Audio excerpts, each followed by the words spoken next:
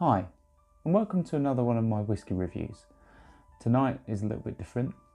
Recently I attended the London Whisky Club tasting of Loch Lomond Whiskies, and in front of me are three of those whiskies that we tried recently at the club evening.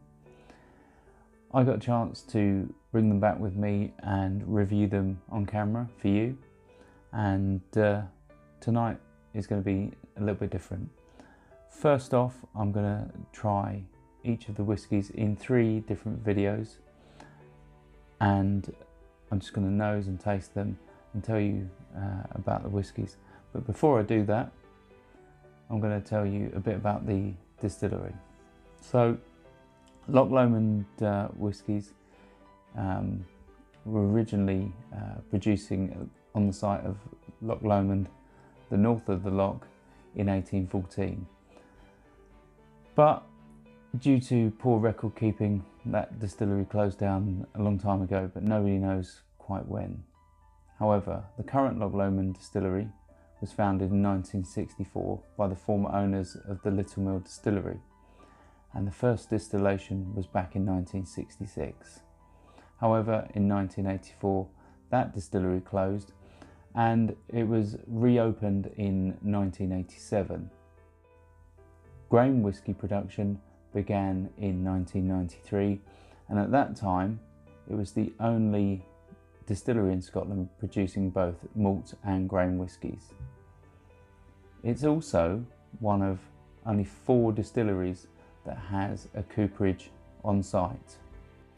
In front of me I have the single grain, the 12-year-old and the Inchmoan 1992. This video is for the 1992. Okay, so let's start by pouring a dram.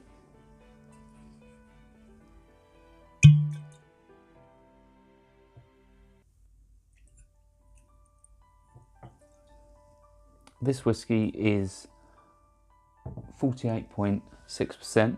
It's non-chill filtered, and it's 1992 vintage, which makes it 25 years old. So it's quite light in colour. It's interesting that it's not darker for its age, but it has been matured in American oak.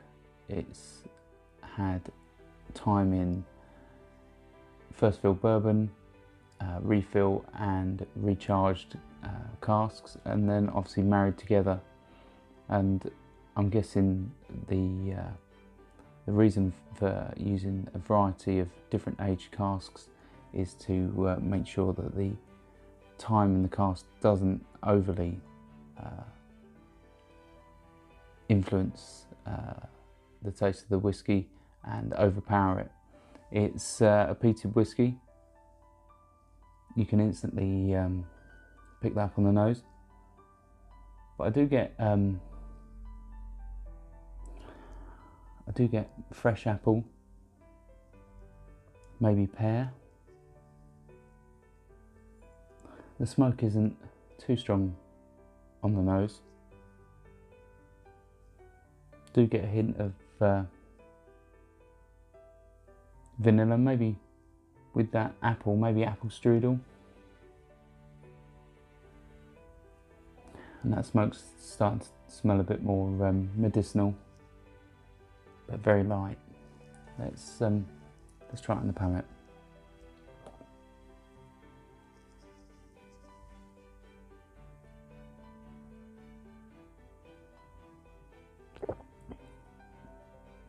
It's quite sweet and light when it first hits the tongue, but that peat turns into a strong medicinal, very much like hospitals, but it is sweet and it's creamy.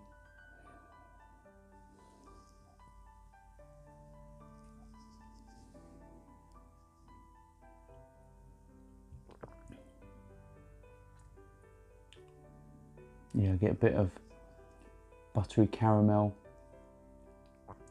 sort of almost like Werther's Originals. I get there's quite a cereal sort of taste on the finish now, and that peppery spiciness which I've had on all of the Loch Lomond whiskies is starting to build. As you take more and more sips, it lingers for longer and longer. This particular one, I'd say, has a medium long finish.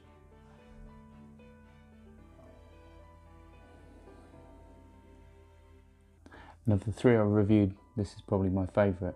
It's quite a strong character to this whiskey.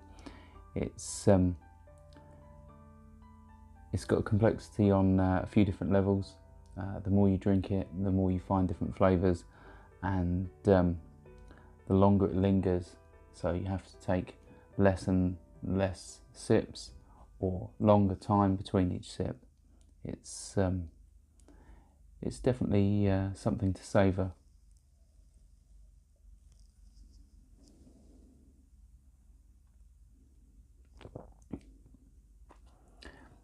It's also a whiskey that may be out of the price range for a lot of people.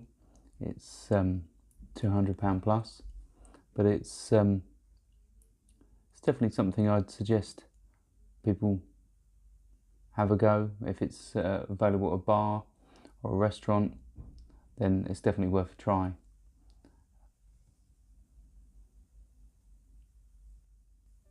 Yeah, it's really strong apples on the nose. It's got a lovely character to it, this one. And I love the way the creamy sweetness develops, the way the smoke lingers.